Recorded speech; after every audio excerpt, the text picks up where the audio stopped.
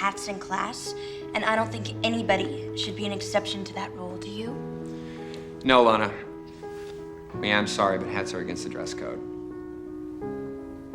Toute la classe se moquait de la jeune fille à cause de son apparence ordinaire, mais dès qu'elle a retiré son chapeau, tout le monde s'est tu. Toutes les bouches se sont fermées instantanément, les mâchoires tombant de stupéfaction. 3 jours auparavant encore, elle était considérée comme le vilain petit canard de l'école, cheveux bouclés, lunettes à verre épais et tête pleine de boucles en bataille. Elle s'habillait délibérément avec des vêtements usés et ordinaires. Elle était extrêmement timide, son plus grand souhait étant de se fondre dans la masse. Ainsi, personne ne remarquait jamais son existence.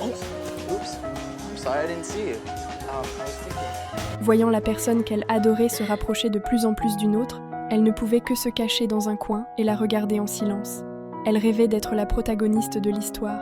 Au moment où elle fut poussée sur scène, son corps tremblait de nervosité, son cœur battait à tout rompre, son estomac se nouait sans relâche. Elle se sentait complètement insignifiante, comme de la poussière dans le vent. Puis, soudain, sa mère l'envoya rencontrer une grand-mère qu'elle n'avait jamais vue.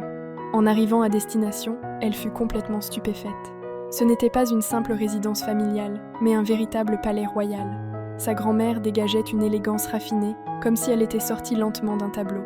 Anne, en revanche, semblait raide et mal à l'aise dans toutes ses postures. La grand-mère lui offrit un héritage familial en cadeau, mais Anne commença à le manipuler sans ménagement. Cela fit monter la tension artérielle de la vieille dame. Elle ne pouvait que se rappeler sans cesse qu'elles étaient bien des parentes par le sang.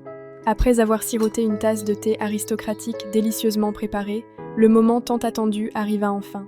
La matriarche s'exprima clairement, dévoilant tout. « Je n'ai plus besoin de faire semblant, je suis la reine. » Plus étonnant encore, depuis le décès du père d'Anne, elle était la seule héritière légitime du trône.